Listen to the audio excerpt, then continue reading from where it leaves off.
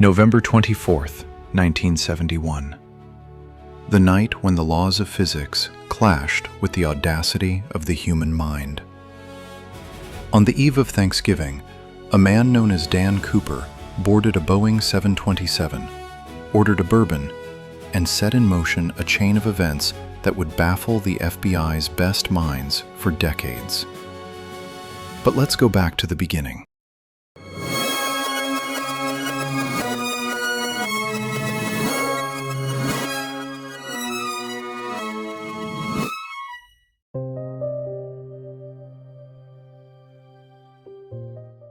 November 24th, 1971, the eve of Thanksgiving. At the Portland airport, amid the bustle of departing families, a man appeared who became the living embodiment of anonymity. He was wearing an immaculate black suit, a narrow black tie with a gold clip, and a white shirt. The uniform of corporate America, the perfect camouflage for someone who decided to challenge the system.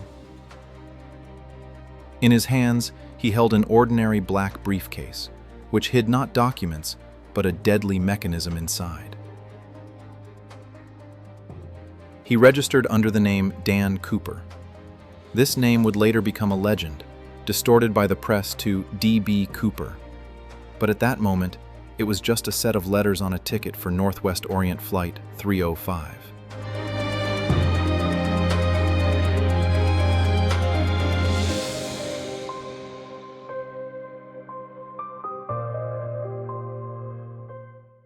The Boeing 727 was a marvel of engineering at the time. Its uniqueness lay in the tail section. The rear door ramp allowed the ship to receive passengers at the most remote airports that were not equipped with sophisticated teletraps. It was this technical feature that became a key element in the plan, which Cooper apparently developed with mathematical precision. Cooper took seat 18C in the back row and ordered a bourbon and soda. His calmness bordered on lethargy. Shortly after takeoff, he handed the stewardess a note. In a world where hijackings were usually carried out for the sake of political manifestos, Cooper acted with the cold calculation of a professional mercenary. His briefcase, open only for a moment, revealed red cylinders, wires, and a massive battery, a primitive but convincing proof of his seriousness. His requirements were specific: $200,000 in $20 bills and 4 parachutes. Not 1, not 2, but 4. It was a strategic move. The kidnapper made it clear to the FBI that he could force someone from the crew to jump with him, which meant that the special services would not risk slipping faulty equipment to him.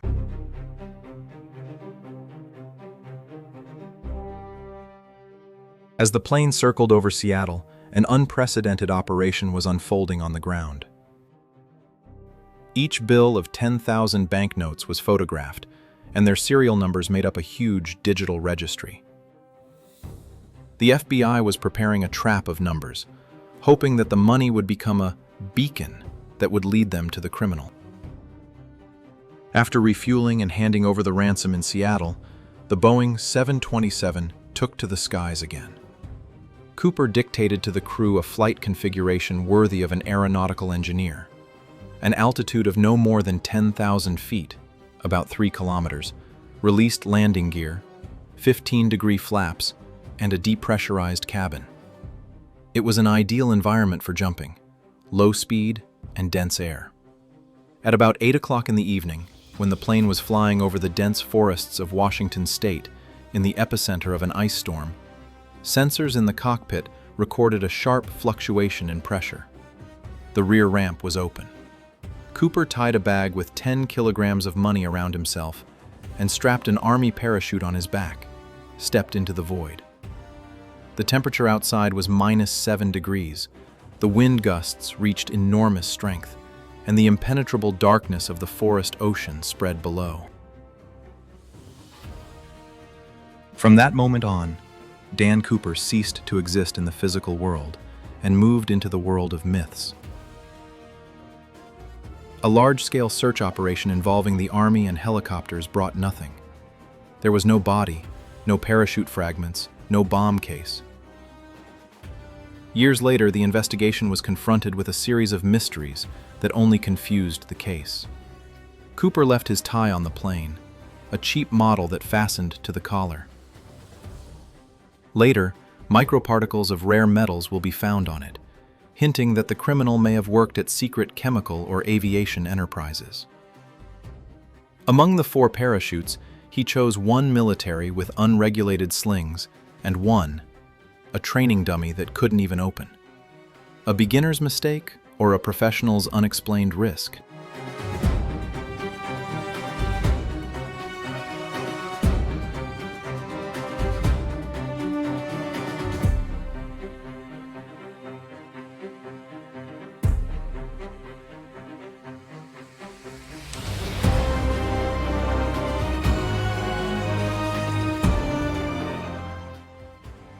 In 1980, on the banks of the Columbia River, a boy found a pack of soaked $20 bills, only $5,800. The serial numbers matched Cooper's money. But this only raised new questions. Why was the money lying far from the intended landing site? And why was there so little of it? D.B. Cooper did what the FBI thought was impossible. He used vulnerabilities in the aircraft's design, the laws of physics, and human psychology to create the perfect disappearance. After more than half a century, he remains the only person in the history of aviation whose hijacking ended not in prison or death, but with a question mark that history has not yet been able to erase.